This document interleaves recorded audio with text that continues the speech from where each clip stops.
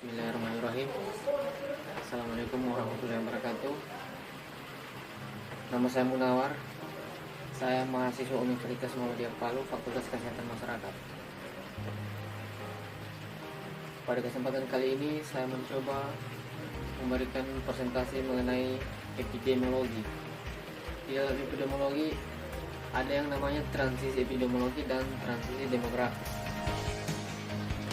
Transisi kesehatan terjadi karena adanya transisi demografi dan transisi epidemiologi. Transisi demografi merupakan akibat adanya urbanisasi, industrialisasi, meningkatnya pendapatan, tingkat pendidikan, teknologi kesehatan, dan kedokteran di masyarakat. Hal ini berdampak pada terjadinya transisi epidemiologi, yaitu perubahan pola kematian, angka fertilitas, total umur, harapan hidup penduduk, dan meningkatnya penyakit tidak menular. Adanya transisi juga mengakibatkan terjadinya beban ganda terhadap masalah penyakit di suatu negara.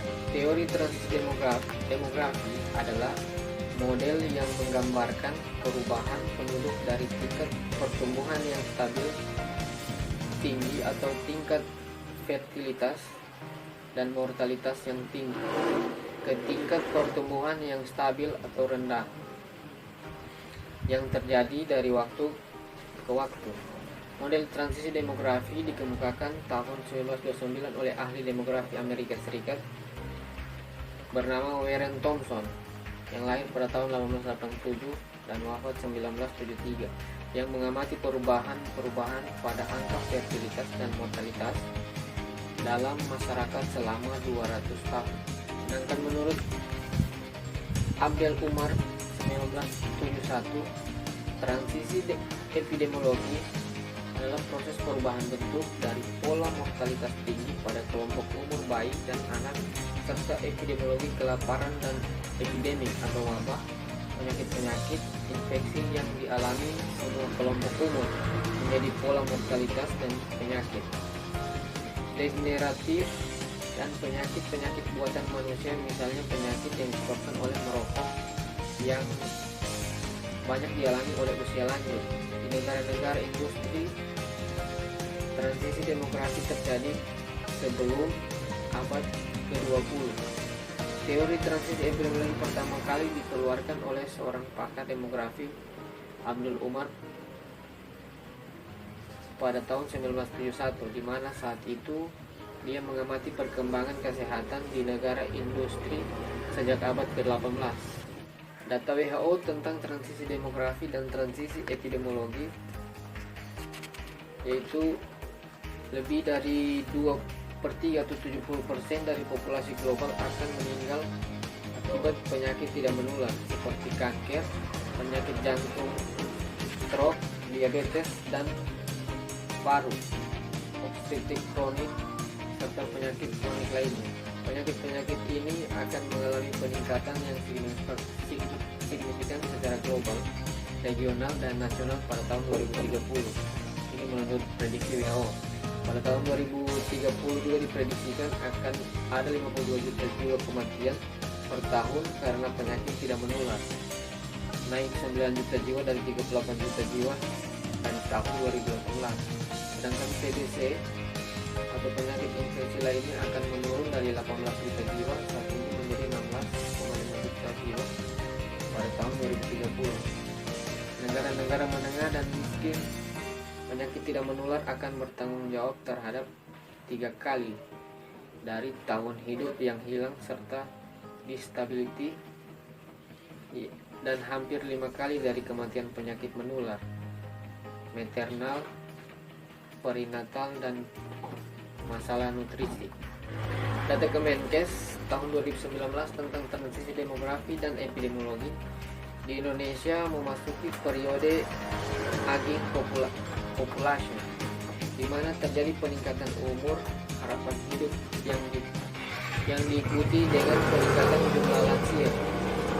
Indonesia mengalami peningkatan jumlah penduduk lansia dari 18 juta jiwa atau 7.568 pada tahun 2010 menjadi 25,9 juta jiwa atau 9,7% pada tahun 2019, dan diperkirakan akan terus meningkat, di mana tahun 2035 menjadi 48,2 juta jiwa atau 15,77%.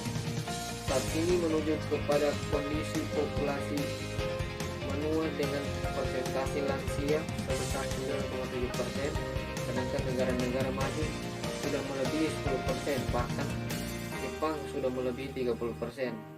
Jumlah orang dengan demensi cenderung meningkat seiring dengan meningkatnya kasus penyakit tidak menular. Indonesia termasuk salah satu negara anggota Group of 20 G20 yang mengalami penurunan dengan sangat cepat, dan prevalensi demensia akan meningkat dengan sangat cepat pula. Pertumbuhan ekonominya apabila masalah ini tidak disikapi dengan baik akan mempengaruhi perekonomian Indonesia maupun negara G20 lain yang juga mengalami ini. Sedangkan data Riskesdas 2013 sampai 2018 tentang transisi demografi dan transisi epidemiologi memiliki data yakni sekitar 1,5% atau 15 dari 1000 penduduk Indonesia menderita penyakit jantung koroner. Prevalensi penyakit menular seperti ispa, malaria, dan diare pada balita mengalami penurunan jika dibandingkan dengan hasil Riskesdas 2013. Prevalensi ispa turun dari 13,8% menjadi 4,4%. Malaria turun dari 1,4% menjadi 0,4%. Sedangkan diare pada balita juga turun dari 18,5% menjadi 12,3%. Riskesdas 2018 menunjukkan prevalensi penyakit tidak menular mengalami kenaikan jika dibandingkan dengan Riskesdas 2013. Seperti penyakit tidak menular antara lain kanker, stroke, penyakit ginjal kronis, diabetes mellitus, dan hipertensi.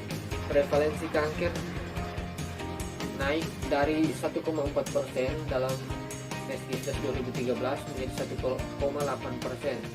Prevalensi stroke naik dari 7% menjadi 10,9%, dan penyakit ginjal kronik naik dari 2% menjadi 3,8%. Sedangkan penyakit tidak menular pemeriksaan gula darah, diabetes mellitus naik dari 6,9% menjadi 8,5%.